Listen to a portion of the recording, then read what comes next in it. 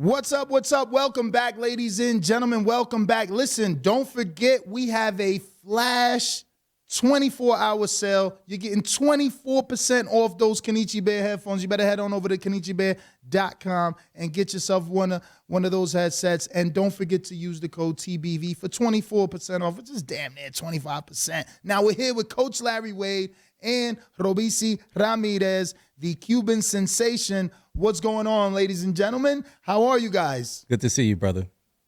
Robiesy, ¿cómo está? Bien, hermano, todo bien.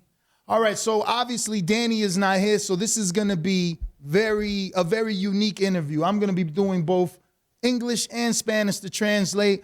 But Coach, I'm going to start with you. You have so much going on. Man. You're doing podcasts. You got liquor lines. I mean, you're doing motivational speaking.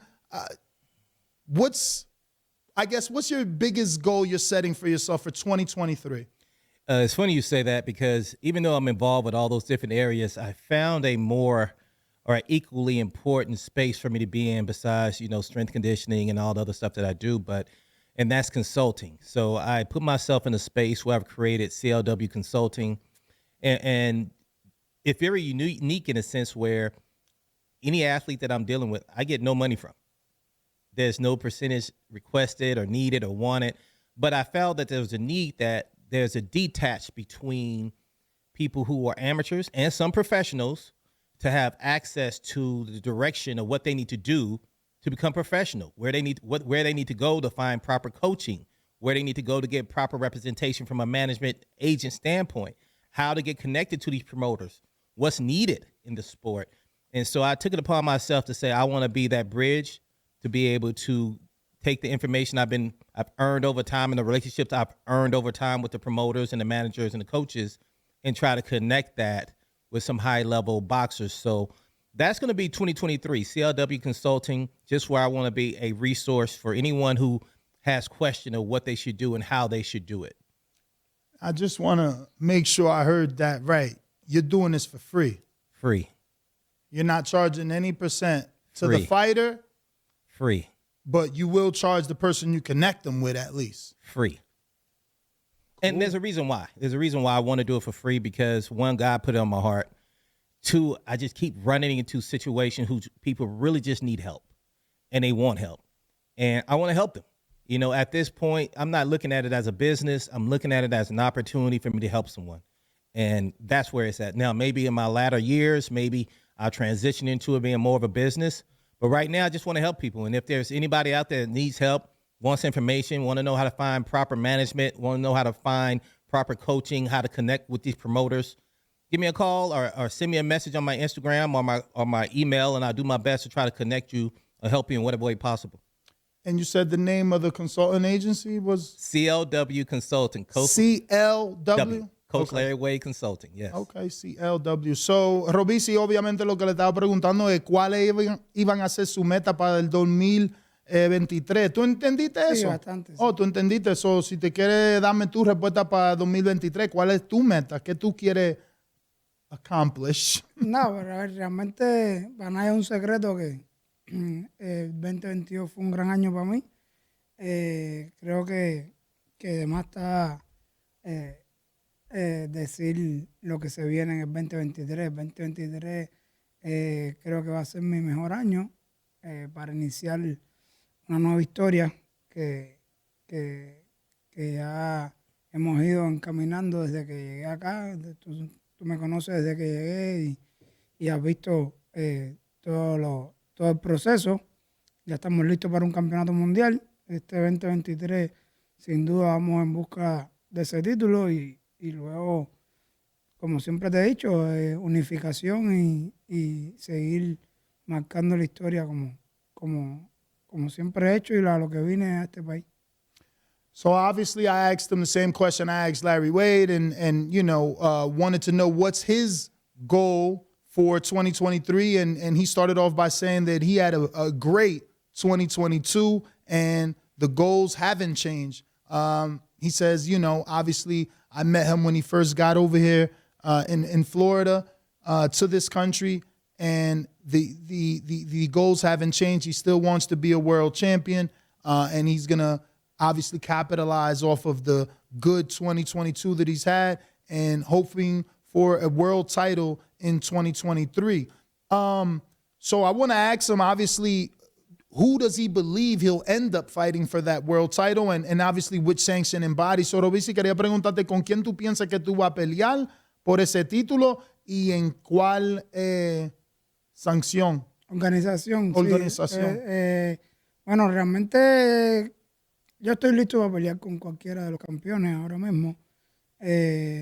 Lo que más se está hablando, lo que más hay en redes sociales es el WBO, que no se sabe si Navarrete por fin lo va a dejar vacante o va a decidir quedarse. Pero por ahí es por donde está el camino, es lo que más se está hablando, una pelea con Dazn o con Navarrete si se queda en el título. Pero yo estoy listo para pelear con cualquiera. Hasta ahora es como te digo, es lo que se está hablando. No hay nada confirmado, pero por ahí viene la cosa por el WBO contra Dazn o cualquiera de los primeros ahí en el ranking. So obviously I asked Robiesy, which sanctioning body is he after and where does he believe that world title will come? So he said, what's being most talked about is the WBO route. He's ranked at number 3 in the WBO. Isaac Dogboe is number 1, and that's who he believes he'll end up fighting. Obviously, we're waiting for Navarrete to vacate the title. He was supposed to fight Oscar Valdez. That has kind of been postponed. So it's looking like Robiesy would like a shot with Isaac Dogboe. So, I want to ask him his thoughts over Dogboe. Obviously, I've seen Dogboe change since his loss to Magdaleno, get with Barry Hunter, and look a whole lot better. So, quería preguntarte, obviamente, después que él perdió con Jesse Magdaleno, él ha cambiado su carrera, cambió entrenador y se ve mucho mejor. ¿Cuál es su pensamiento sobre Isaac Dogboe como peleador? Bueno, creo que Dazn le ganó a Magdaleno. You're right. Exacto, You're right. exacto. Isaac Dogboe beat Magdaleno, Yeah, vice versa. y después perdió con Navarrete, creo que en Exactly. 22 y después en 26. Realmente creo que es un gran boxeador. Se ha merecido estar entre los primeros, como está hasta ahora, de número 1. Y nada, creo que si al final se da una pelea con él, va a ser una gran pelea para el fanático del boxeo. Y yo estoy ready. Tengo un gran equipo con Ismael Sala, con Larry Wayne, mi asesor legal. O sea, realmente creo que hemos hecho bien el trabajo y que estamos listos para pelear con cualquiera de la división. So he obviously corrected me and said that Dogboe beat Magdaleno, which he did, but lost to Navarrete. And yes, that since that loss to Navarrete, he has changed and gotten better. He believes he's a great fighter, and it's going to be a great fight for us fans. But that he's ready. He's got his trainer, Ismael Salas. He's got Coach Larry Wade, and he's just ready to get in there and mix it up. What I do want to ask, obviously, is Dogboe is a pressure fighter. He's looking to mix it up. And Robiesy has shown us that he likes to put pressure and look for the knockout. So it feels like someone may have to box, or it's just going to be the battle of who punches harder. So, obviamente, él también le gusta venir para adelante y, tú sabes, soltar mucha trompa, pero tu estilo, nosotros nos estamos dando cuenta que tú también te gusta buscar por el knockout. Tú tal vez no tiras tanto trompa como él porque tú... Soy más selectivo a la hora de golpear. Exactly, you're more selective. But se siente como alguien va a tener que boxear o si no, va a ser la cuestión de quién tiene más fuerza o pegada. Eso se ve ya después arriba del ring. Yo no me encierro a una sola táctica. O sea, gracias a Dios tengo a Ismael Sala, que es un gran estratega en la esquina. Siempre hacemos una táctica para estar ready para forma de pelear de él, pero en caso de que no funcione, se cambia. Tengo la habilidad, el don, que puedo cambiar. Realmente creo que como te dije antes, va a ser una pelea bien entretenida para el fanático del boxeo, porque si hay que fajarse, yo me fajo, pero si hay que bolsear, yo bolseo. Si tengo que hacerlo fallar, tengo la habilidad, gracias a Dios, de poder bolsear en la distancia que sea. Por lo tanto, creo que todo depende de cómo él se presente y ahí se verá la guerra. So he said, that we won't know that until we get in the ring, because I'm expecting spontaneous combustion is what I'm telling him. And he's saying we won't know until we get in the ring. But luckily, he has, Robiesy, the ability to box if he has to, or bang it if he wants to. And he's saying, if Isaac wants to bang, he can bang. But if he wants to box, Robiesy can also box. And he's also, happy that he has Ishmael Salas there, who's a great boxing mind, that at the times that adjustments need to be made, when he goes back to the corners, those adjustments can be made because of Ishmael Salas being there. But Coach, I want to know, obviously, you guys seem to be up and down together now. What is it about Robiesy that has caused you to bond with him so much? Because I feel like I see you with him more than other fighters now. Well, one of the things you have to understand is Robiesy, he's a man's man. And when you got a man's man in front of you, you have no choice but to address him and respect him as a man. And he and I got a bond from the very beginning because, one, we had a conversation, and one of those conversations was him trusting me and me being able to trust him as a fighter and us working together. And now we're about a year and a half in, actually about a year and a half in at this point, and we've been very straightforward, honest, and hard working together.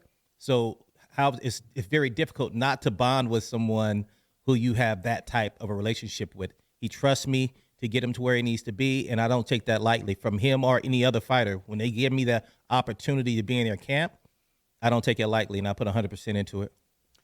So how long have you guys been working together for this? Like, is he in camp now, just waiting? Or are you guys working? How long has he been back? Because I know he lives in Florida. Well, that's a great thing. See, that's part of the understanding Robeizy and I both have. He comes and does a pre-camp with me. That's part of the commitment. He wants to do a pre-camp. So before we start a camp, he'll come in for a month, just try to see where his body's at, try to see if we have any issues, and just work on the baseline conditioning. And that way, when camp starts, which is typically immediately after that, we have about 2 months to get ready. So he's not in camp at the moment, but we are in a pre-camp phase, hoping and praying that fight comes in the first quarter. So, Robiesy, I want to ask him, obviously, how long has he been doing that? Was that something that he allowed Coach Larry Wade to suggest and just follow that lead? So, quería preguntarte, ¿cuánto tiempo tú estás haciendo eso? Que tú vienes, vamos a poner un mes antes de saber que tiene una pelea para un campo, like pre-camp, como él dice, o eso es algo que él te recomendó y tú lo estás haciendo desde que te juntaste con él? Bueno, desde que nos juntamos, desde que empezamos a trabajar, lo fuimos haciendo desde un inicio. Trabajamos primero, creo que fueron 2 semanas de pre-campamento. Después hicimos 3 y todo va dependiendo de la pelea. Para nada un secreto, mi próxima pelea va a ser bien importante, como han sido las del 2023, pero hemos ido escalando poco a poco. Entonces, creo que esa idea que ha tomado él y mi asesor, creo que ha sido buena porque teníamos que trabajar lo que era la fuerza, el balance en las piernas, muchas cosas que hacía años yo no trabajaba y que lo necesitaba. Por lo tanto, creo que sí, que ha sido una buena idea. Desde que inicié con él lo hemos hecho y bueno, ya lo hacemos cuando ya hay unas conversaciones, cuando ya se habla mucho de lo que se viene. Entonces dijimos, bueno, vamos a empezar a calentar motores, como decimos nosotros, por si se da, no nos cojan en cero y entonces empezar un campamento.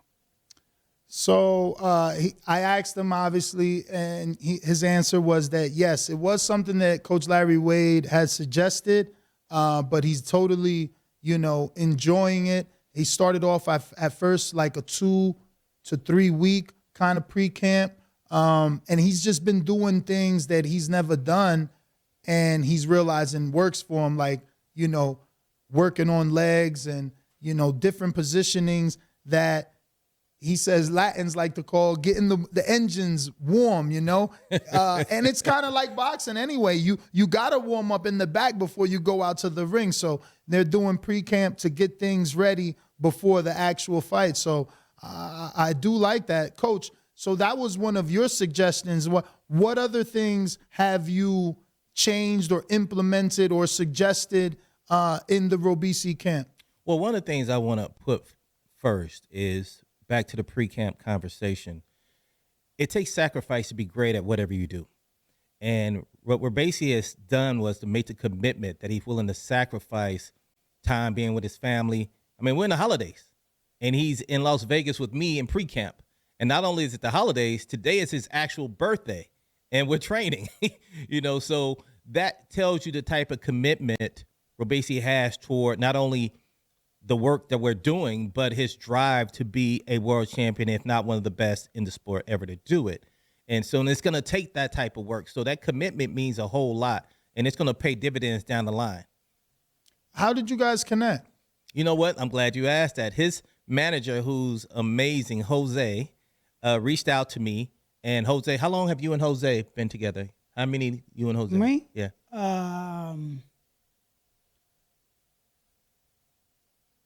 2020. So they've been together a couple of years now, going on 3 years. And Jose reached out to me and said, Coach Wade, I'm putting together this team for Robeisy's Ramirez. Do you know who he is? And I said, but of course I know who he is. And he says, I got a lot of the people that I need. I got Salas in place. And for those who know me, they know I think Salas is amazing.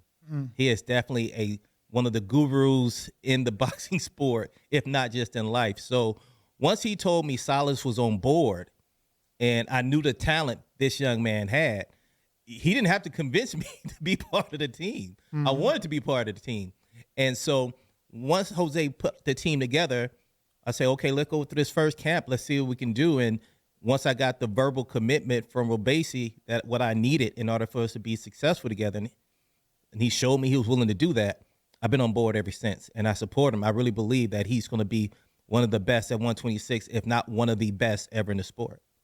So I want to ask Robiesy, obviously, did, he have some sort of filling out period, or did he just take the word of Jose, who I also have to ask, is that the manager? So quería preguntarte si tú en tu mente tenía un tiempo que tú querías entrenar con diferentes entrenadores para ver si tú mezclas con ellos o tú nada más te cogiste la palabra de José, él te recomendó a Coach Larry Wade y si José dice que es bueno, es bueno.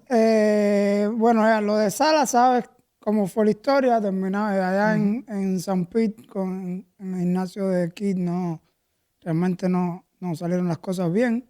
Vine para acá con Sala, estaba aquí con Sala entrenando a puro corazón, a puro bolseo, sin preparación física, sin correr, ¿sabes? Entonces Sala fue el primero que dijo, no, tenemos que buscar a alguien. Al yo empezar a trabajar con José también, conocedor del deporte, me dice hay que buscar a un preparador físico porque van a venir mejores peleas y peleas más fuertes.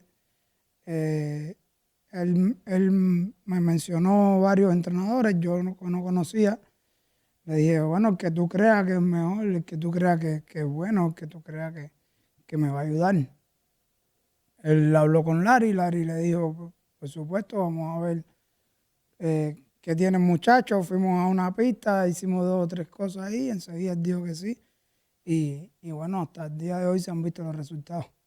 For sure. So he said, he took the word of Jose. He basically told Jose basically told him, here's a few different strength and conditioning coaches. He's like, man, look, whoever you think is the best, that's who I'm going to work with. He said Larry. Then they ended up in the track. Larry had him do a couple of, different exercises, and they've been together ever since. I remember. Maybe 30 push-ups. Yeah. So I do. So what you did, like an evaluation of where he was at physically? Yeah, I always do an evaluation to kind of see what type of fitness the individual has that's in front of me. I test the energy systems by giving them different runs so I can test the energy system based on time. And then we do a series of strength endurance type exercises, like you said, push-ups.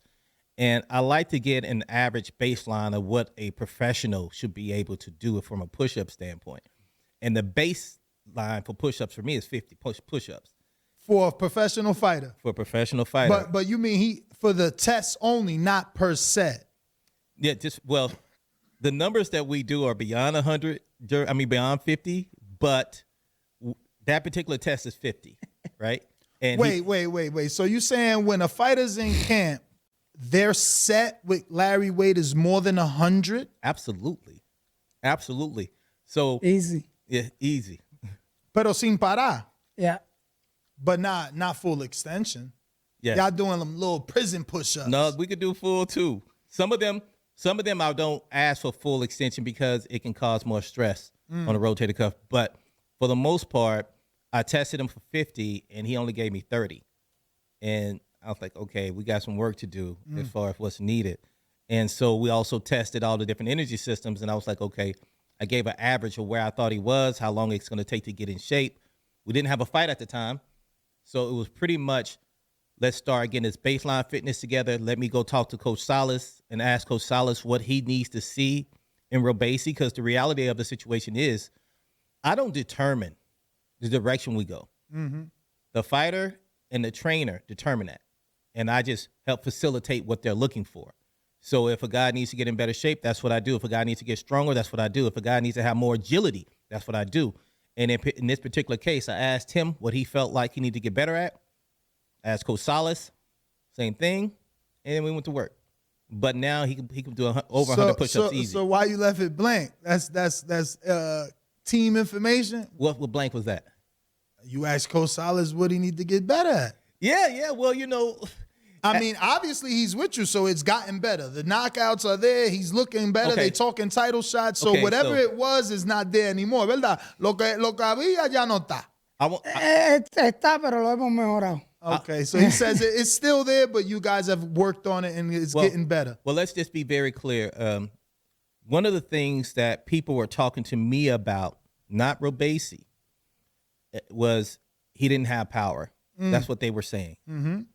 And that was a total lie. He always had power. Larry Wade did not give him power. Larry Wade showed him how to drop his hips to use the power and be strong in your legs. Once he got his legs strong, he handles the rest. He has no problem. He's always had power. He just boxed a lot more. When he's boxing and moving, it's a lot harder to throw power. But he's always had it. He's always had it. It was just a matter of getting his legs strong enough so he could sit on it and really start to throw heat. And once he realized he had it, he hasn't turned away from it at all. He's trying to knock everybody out. That's what it looks like.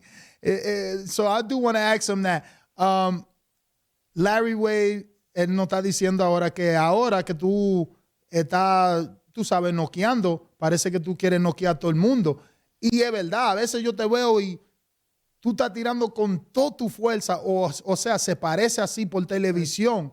¿Es algo del knockout que te fascina o que te, I don't know, que te motivas? O Realmente es más como se dé la pelea. Yo, como tú dices, yo después de mis peleas, yo veo las peleas, yo me siento a mirar y de ahí es que uno saca a veces los errores o lo que debimos haber hecho que no se hizo. Sí, salimos bien, pero podíamos haber hecho esto y hubiéramos salido mejor.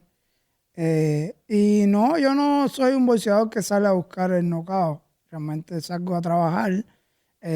Lo que me ha dicho Larry siempre, desde que empezamos a trabajar, ya hicimos el campamento, tú estás fuerte, tú estás preparado, no te limites. Entonces salgo a no limitarme.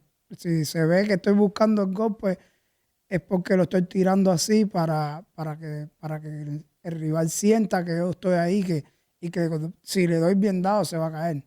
Entonces creo que salgo a trabajar, no realmente a buscar el knockout. Si sale, sale. Y es como pasó en la última pelea. Realmente era una pelea más de tránsito por lo que pasó con Jersey Magdaleno que se quitó.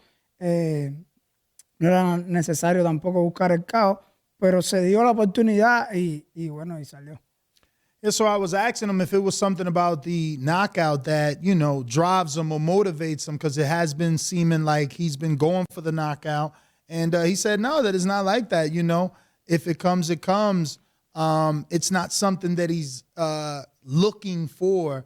And even in this last fight, you know, since Jesse Magdaleno pulled out and it was a different opponent, you know, he was able to get the knockout because it presented itself. It wasn't like, again, he was looking for it.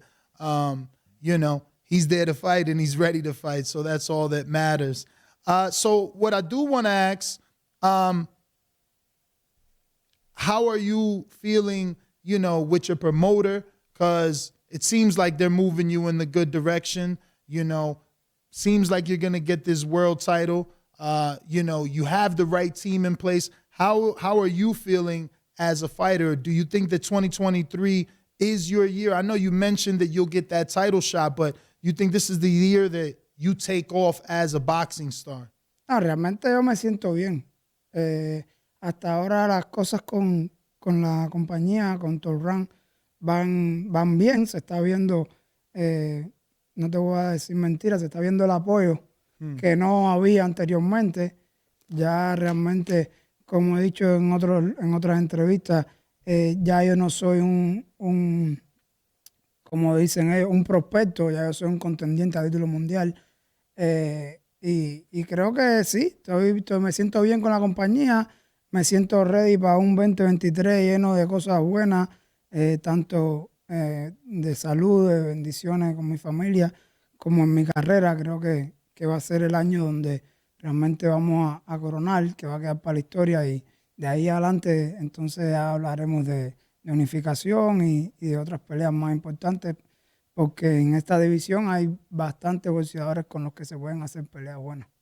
So he says, yeah, man, he feels good. And in terms of the company that is Top Rank, he feels the push from them that he believes in the past wasn't there. And he feels like it's there now. They believe in him. He believes that 2023 will be his year, not only in boxing, but, you know, he's hoping that blessings come to him and his family in life as well. But he definitely feels like Top Rank has stepped up, which is a good thing, man. You know, they have ESPN, and that's a major platform that can push him out there. And right now, it's not a lot of Cuban stars. So I do want to ask, does he feel the need to change that traditional Cuban style? I feel like a couple of years ago, people, you know, when you thought of a Cuban, you thought of a boxer. And now that's slightly changed with himself and Yurokis Gamboa. And you know, did he set out to change that, or is this just his natural style? Did you understand that? Yeah, maybe. ¿Quieres que te lo diga de nuevo? No, Okay. Entendí bien. So, si me puedes darme la respuesta de eso. Yo creo que es imposible a esta altura cambiarme la escuela cubana, el estilo del boxeo cubano. Simplemente es, bueno, el que lo vea como yo y el que sea inteligente, es agregarle las cosas que uno aprende en el boxeo profesional con Salas, con Larry, estar sentado, pegar fuerte, buscar hacer daño. Pero quitarme el estilo cubano, eso no va a pasar. Porque es que creo que tienen un falso concepto del estilo cubano. El estilo cubano en el amateur sí es dar y que no te den, y moverse y estar, como se dice, corriendo. Nunca me he caracterizado por eso, ni en el amateur ni ahora. Si tengo que moverme, me muevo, pero siempre buscando mi posición para poder atacar de nuevo, no huyéndole a ningún rival. Entonces creo que el estilo cubano es ese, es moverse, pero buscando atacar, incluyéndole las cosas que he aprendido acá. Por lo tanto, no creo que tenga que cambiarme. Mi escuela cubana de boxeo es lo que me caracteriza, y ya los knockouts y la fuerza es lo que le incluí a mi estilo. So he's saying that basically no, he is the Cuban school of boxing, and there's a misconception amongst boxing that Cuban boxing is, you know, only running, or like we like to say, to hit and not be hit, which he says it is, but it's also to avoid being hit and look for the attack or counterattack, which is what he does. And he says he's never been characterized as a, runner or a mover, not even in the amateurs, let alone here in the pros.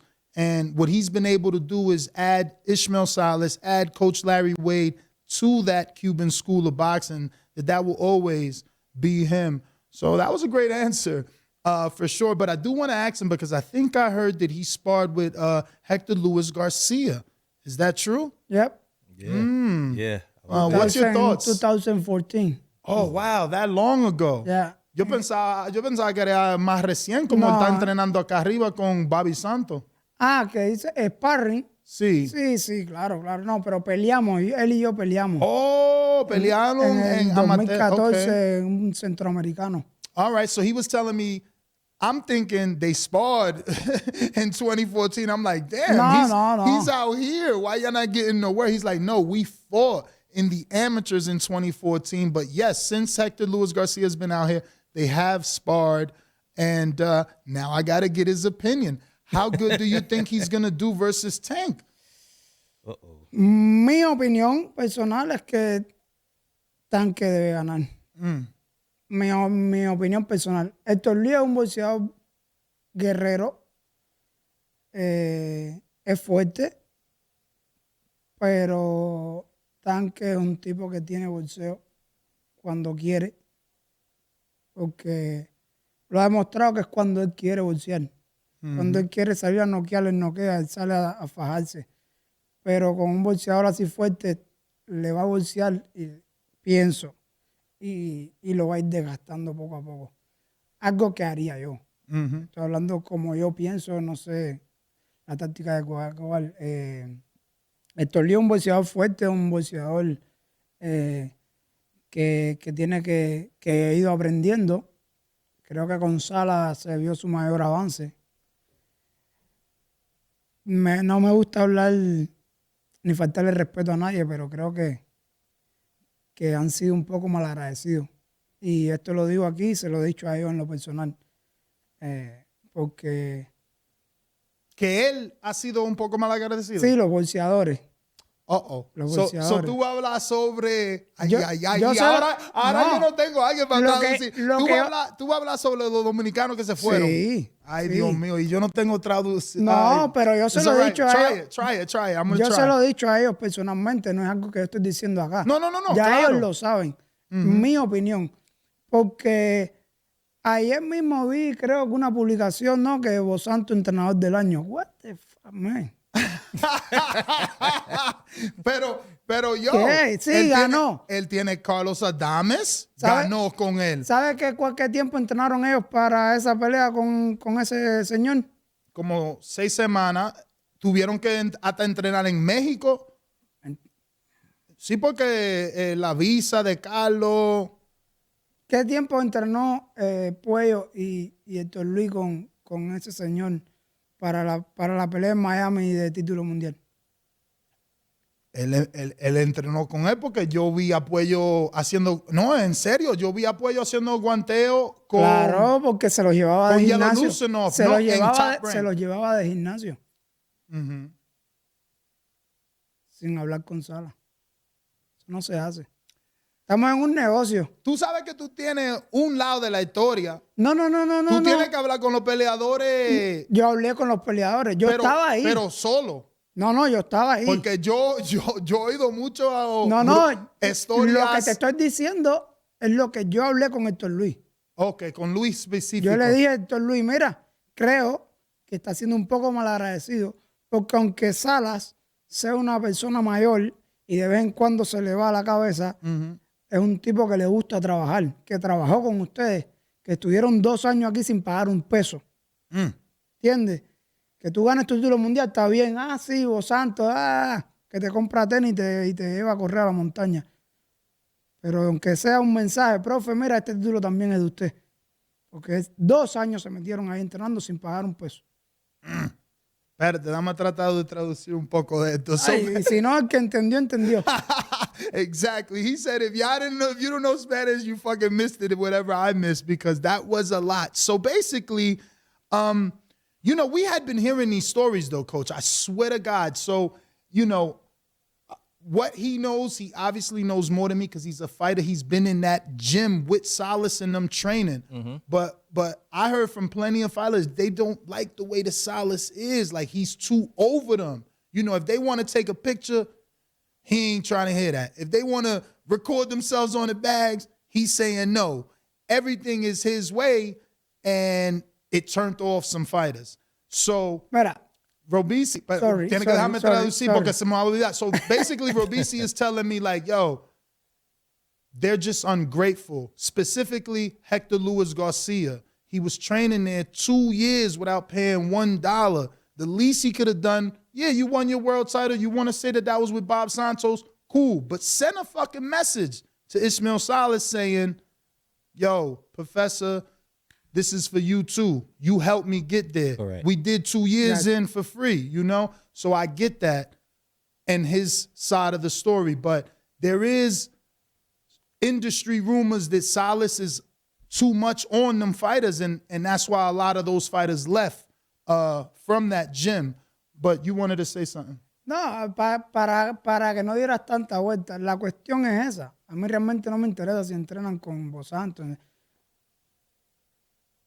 Oye, profe, mira, este es un audio. Profe, este título también es para usted, aunque yo sé que usted está molesto con nosotros, pero yo trabajé con usted mucho tiempo y usted me enseñó mucho. Este título también es para usted. Ya.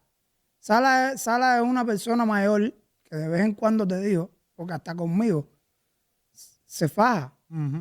Pero hay que entenderlo.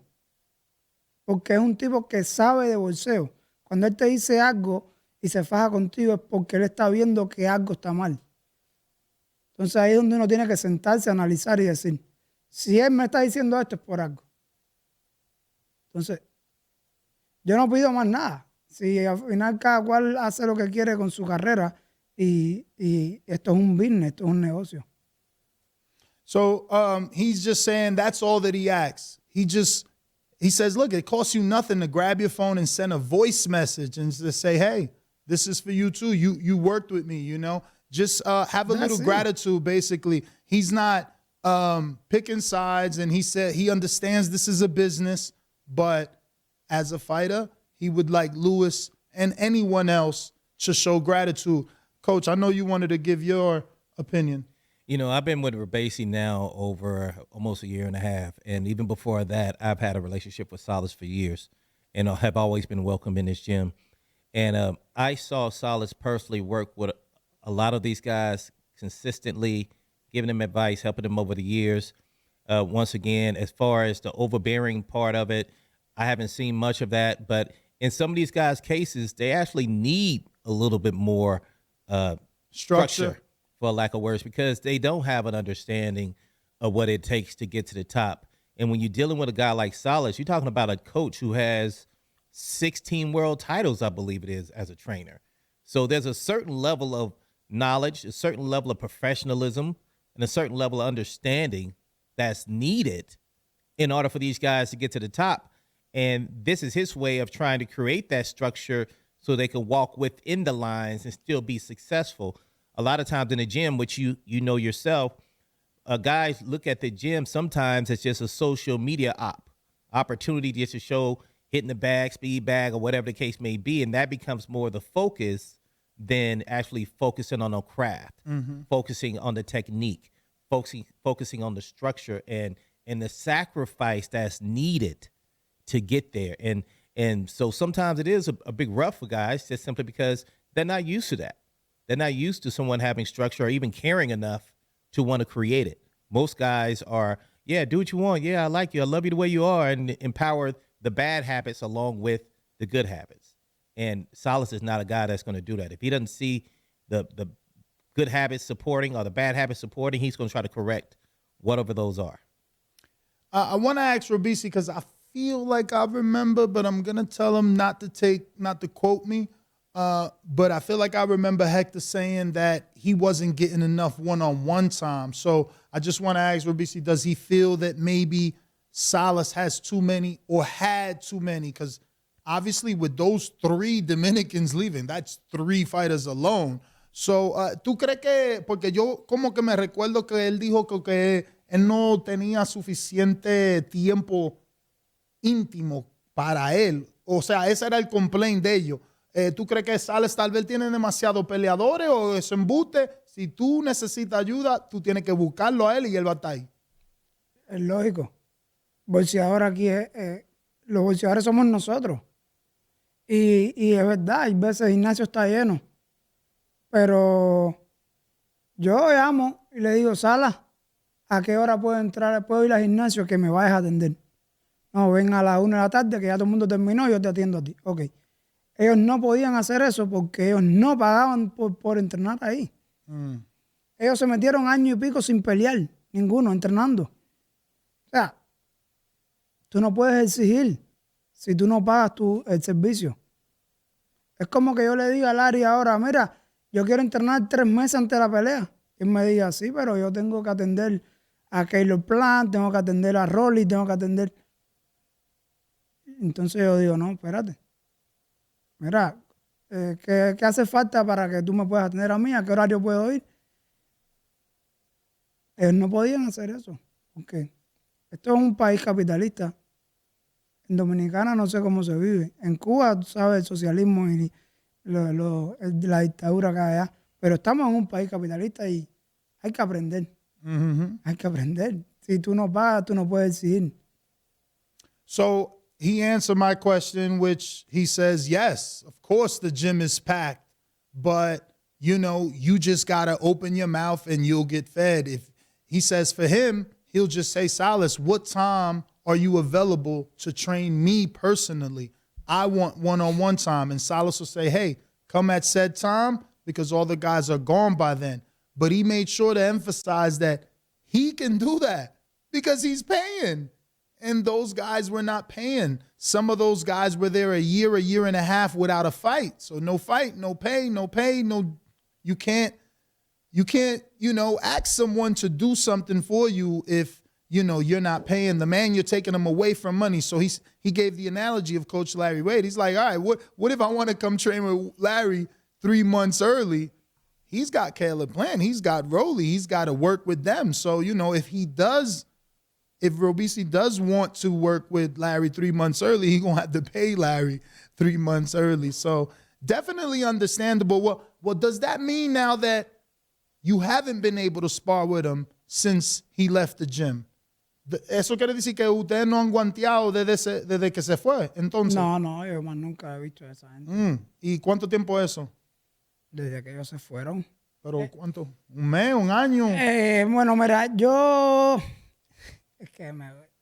hablé con Hector, creo que fue para la pelea de febrero en Escocia. Él estaba en Dominicana y yo hablé con él, mi equipo habló con él para que viniera. Le pagamos pasajes, le pagamos todo para que viniera para acá a entrenar, para que me ayudara a mí a los sparring.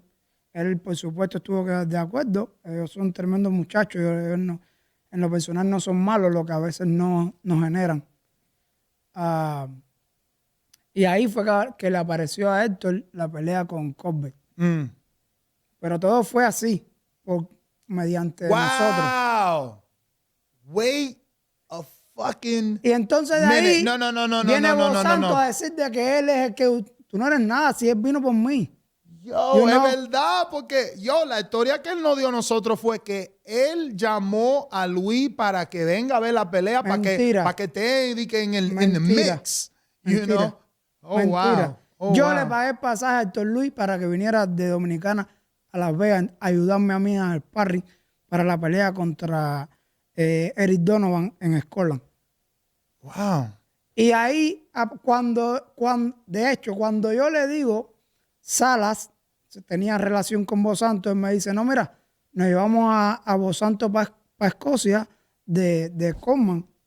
Yo le dije, yo no voy a trabajar con él. Yo nunca me lo he tragado. O sea, yo no quiero trabajar con él. Cuando yo le dije a él que él no iba a trabajar conmigo, que él no iba conmigo para allá, él nunca me habló, más nunca me habló. Ni quiero, no me hace falta. No me interesa. Y ahí fue que apareció la pelea con Colbert pero no fue que él llamó a Luisito, mira, voy a firmé a estos muchachos, los voy a traer para acá para que tú me busques una pelea. Mentira. Eso no fue así. Wow. So, Coach, you'll be the person I'm translating to as well as the audience. So it's so crazy. This boxing world is so small. So we've obviously interviewed Bob Santos, and when he tells the story of Hector Luis Garcia getting the Colbert fight, he makes it seem as if he called Hector and said, hey, come out. I'm going to fly you out. Come watch this fight so you could be in the mix. And because he was out there watching the fight, he got the call from Al, like, hey, you think Hector could be ready? He's like, yeah, can you be ready? Like, yeah, of course he could be ready. So he got the fight. But now, Robiesy tells us that's bullshit. He says, yo, I called Hector in DR. I paid for his flight. He was my lead sparring partner for Eric La Donovan. preparación para esa pelea la hizo González y conmigo. He said the preparation for that fight, he did it with Ishmael Salas and Robiesy. This is 100% true. I've been with him for longer than that period of time. I think I've been with him going on my 5th fight, about a year and like 3-4 months. I know for a fact that Robiesy brought him out for camp. Robiesy, he was the chief sparring partner for Robiesy. And I was actually wanting to see how that fight was going to turn out because he was getting sharp during sparring, but he looked much better the night of the fight than he did in sparring. And so I knew Robiesy was ready.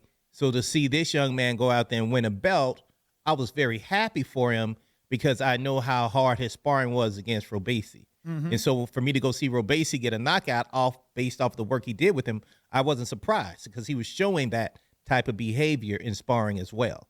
So I guess I'm learning something new too because I didn't know that's what Bob Santos has said, and I don't really pay a lot of attention to him either.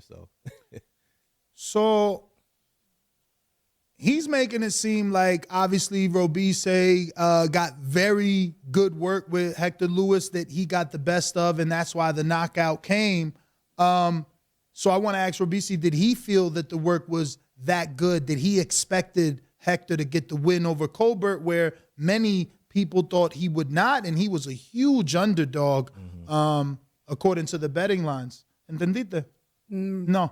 So te quería preguntar, obviamente Larry Wade está diciendo que él te vio guanteando con Hector Luis y de ver eso, ya él supo que tú ibas a estar listo y por eso se notó que tú tuviste un knockout. So, yo quiero preguntarte lo mismo. Ya como tú estabas guanteando con Hector, tú tal vez te fijaste que sí, él iba a poder ganar porque todo el mundo lo tenía como underdog y que no iba a ganar. De hecho, cuando a mí cuando no encontramos sparring para esa pelea, Salas es el primero que me dice, vamos a hablar con Héctor Luis. José me dice, vamos a llamar a Héctor Luis. Héctor, como te dije ahorita, Héctor Luis es un boxeador guerrero. Sabemos que le gusta. Cuando yo hice sparring 2 o 3 veces con él, yo dije, ya estoy listo para pelear. A mí no me hace falta seguir esforzando, subir más la preparación. Cuando yo voy a Escocia a pelear, yo estoy listo. Y yo fui uno de los que lo motivó a él. Le dijo, mira, nosotros estamos adaptados a salir de última hora, a fajarnos, a no creer en nadie.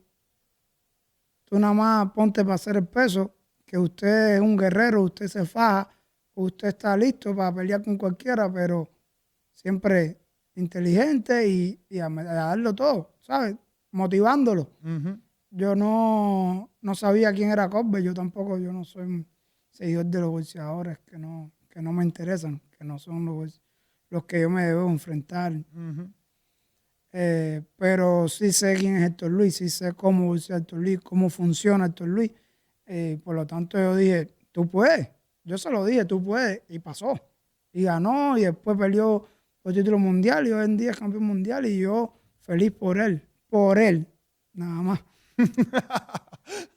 So he was saying, yeah, he sparred him And it was good sparring, but right away, he knew he was ready, meaning Robiesy knew he himself was ready.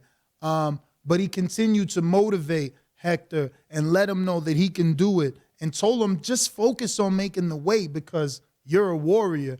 You know, you're going to put in the work. And he says he was one of the first to tell him that he can do it. And look, he went out there and did it, defeated Colbert. He specifically said, I didn't even know who Colbert was.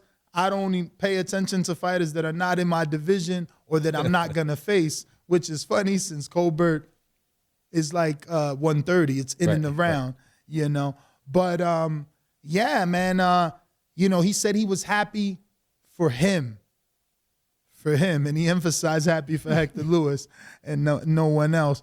But yeah, man, I do appreciate you guys coming on. I don't know, is there anything specific you guys want? Maybe I know you're into a lot of ventures. I don't know what Robiesy may be having going on, but if there's anything specific you want to direct the audience to, or anything you guys need to say before we wrap it up. Well, I just want to say to those out there, stay motivated. There was a time in Robeisy's career where he came out very sought out as one of the top guys, being the 2012, 2016 Olympic gold medalist. He lost his very first fight. And in the boxing world, that's a horrible thing to happen because if you lose one fight, a lot of time people just think that you're washed up. So to lose the very first one made it an uphill battle for him.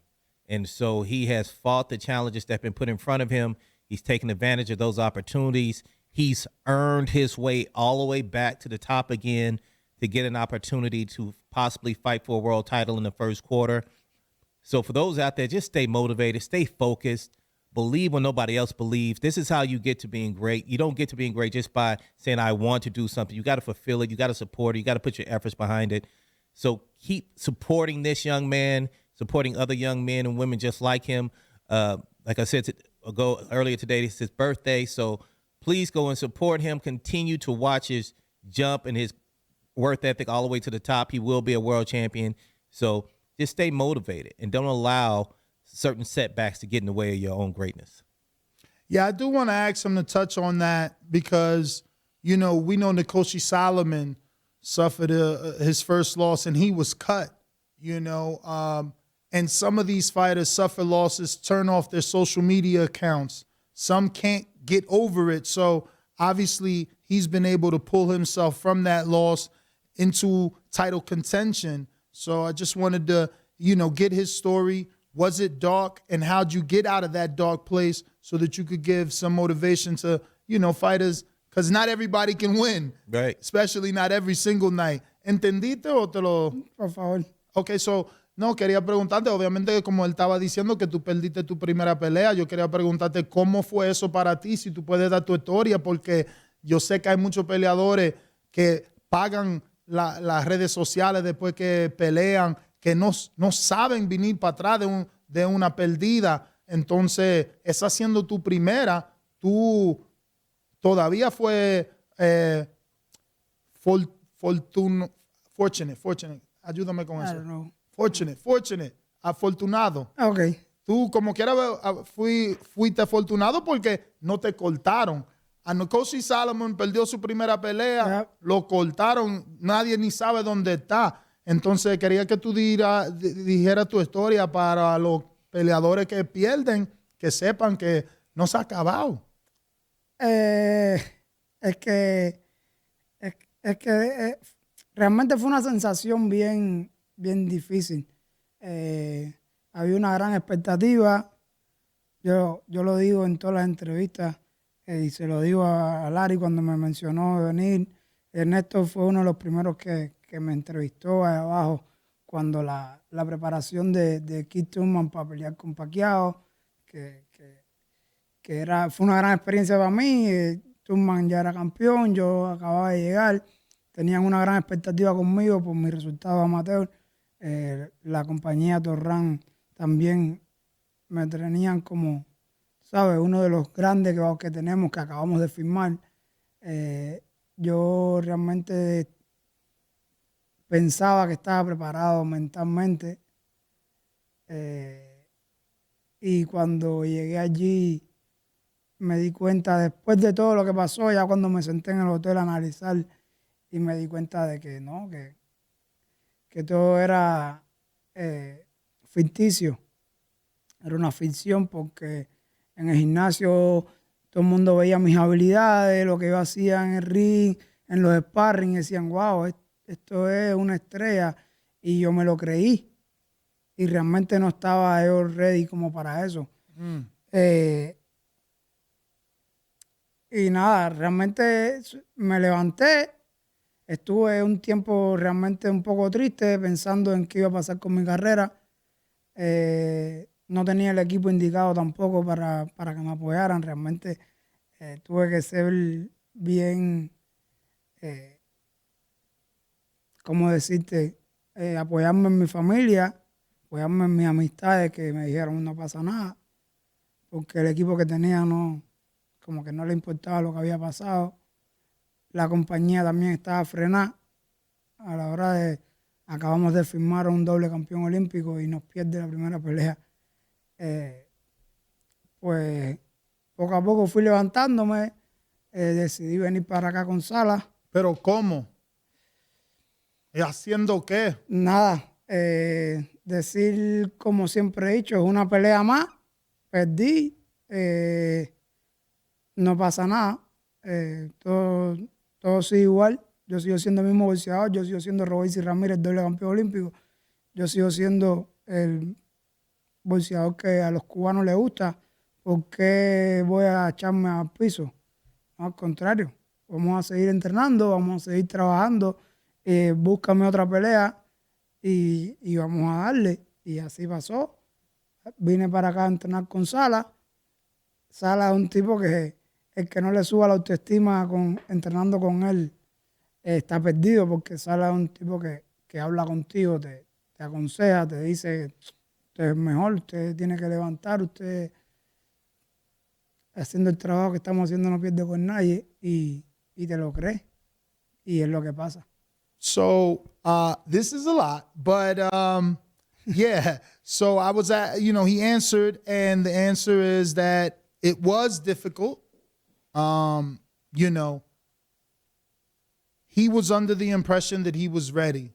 He was training with Keith Thurman. Keith was getting ready for the Manny Pacquiao fight. He just gets to America, and that's the gym that he ends up at. He's sparring and he's looking good. So people are cheering him on. They're telling him he's looking good. And he felt like he started to believe the hype, and he wasn't ready for the fight that he was in. But he didn't realize that till after, obviously. And, I asked him specifically, how'd you get out of that dark place? And he just said it was really family and him wanting to get in there and fight, and there being another fight, And he's like, look, I'm still Robiesy Ramirez, the 2-time gold medalist, He didn't want to stay in that place of negativity, and I applaud him for that. I think it's definitely difficult. We've seen other fighters not be able to come out of it. So, the fact that he's in title contention and it was his first loss, like I said, I applaud him, because we know a lot of fighters that weren't able to get out of that, and end up where he's at. I want to ask, though, does he feel like the matchmakers kind of regressed the competition, or does he feel like they were looking to sever their ties and they started throwing them even harder competition? So, because that's a way out of your contract. If you're paying a fighter superstar wages and he just lost, you probably don't want that contract. So te quería preguntar si tú te sientes que la compañía Top Rank te estaban mandando peleadores más difíciles después de la pérdida, o tú crees que estaban trabajando contigo para que tú vayas creciendo, porque obviamente era un contrato que hicieron contigo, pero ellos tenían, como tú dijiste, estaban esperando otra cosa. So, con darte pelea difícil es una manera de sacarte del contrato. Exacto. No, creo que ellos no sé, a mi opinión personal, creo que ellos se dieron cuenta de que todo boxeador no es igual. Se dieron cuenta de que donde yo estaba, que el equipo que yo tenía no era el indicado, que yo necesitaba un proceso. Pienso, porque así fue. Fui poco a poco procesando, fueron rivales de menor calidad, algunos que apretaban un poco, pero que sabían que yo podía ganar.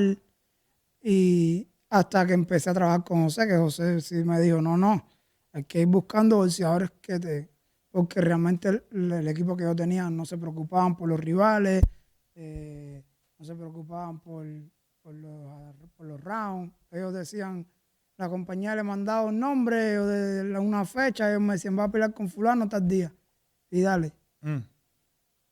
Y indiscutiblemente este negocio no es así. Entonces ahí fue donde yo dije, mira, esto no puede seguir así. ¿Cuántas peleas seguiste así? Eso fue agosto, después peleé en noviembre acá con Salas, volví a pelear en febrero del 2020, peleé de nuevo en junio, julio, y ya en septiembre creo fue mi última pelea con ellos. Y ya volví a pelear en diciembre, en fin de año, pero ya eso fue trabajando con José. Yeah, porque se nota. So obviously I was asking him about that tough opposition and did he feel that they were throwing him? And he says, no, it wasn't even the company. It was his managers or handlers. They weren't really caring who he was fighting. They weren't worried about the fighter, how many rounds. It was just like, yo, this is the fight and this is when you're fighting. And he actually stood in that situation for quite a few fights. He ended up, rematching Adán Gonzalez and, ended up having the fight with Felix Cabral. And then that's when he was out of that situation and linked up with Jose and Ishmael Salas. Well, obviously, he was already training with Salas after the loss, but, Coach Larry Wade and everyone else got together after that when Jose got involved. So I do want to say they didn't pump the brakes. And how did he feel about that? Because obviously the first fight was a 4-rounder. Mm-hmm. He loses it. The next fight is a 6-rounder. So it didn't seem like they pumped the brakes. You understood that? Sí, esa primera pelea era 6 rounds también. Oh. Y me la cambiaron a 4 rounds la semana de la pelea. Entonces también un poco me cruzó ahí, pero no hay justificación. O sea, ya los jueces lo vieron ganar a él. Tuvimos la revancha en el 2020, en julio creo que fue, y le gané por decisión unánime, pudiendo parar la pelea. Pero bueno, no llegué a ese punto. Y nada, y de ahí se fue viendo el cambio. Después en septiembre peleé con un boxeador conocido que había peleado con Shakur, que fue Caraballo.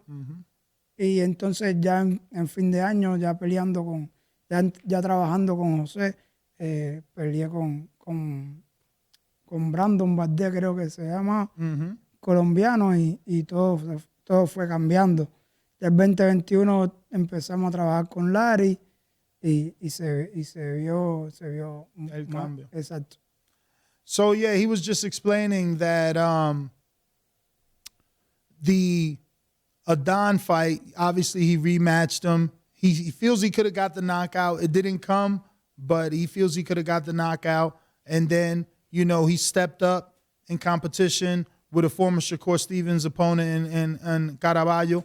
And, he added Larry Wade in 2021. But every change, you were able to see the progression. And that's what he cares about, that every time he's done something, you've seen that progression.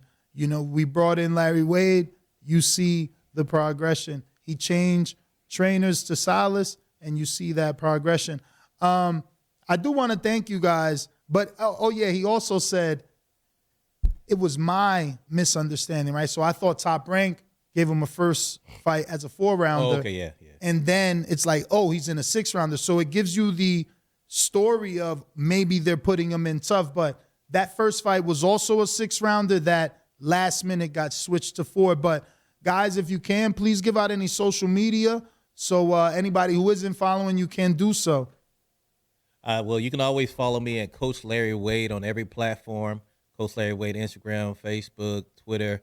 And if you guys find yourself needing any guidance or any support in your professional careers, please feel free.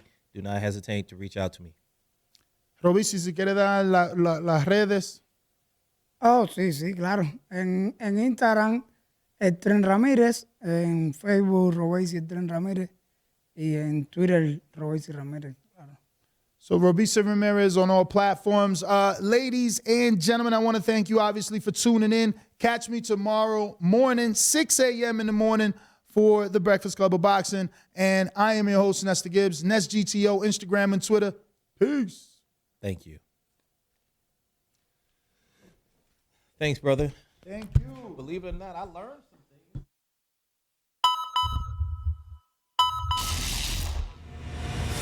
What up, YouTube family? Don't forget to hit that like button. Subscribe to the YouTube channel. Help us get to that 1 million subscribers. We're on the road to 1 million.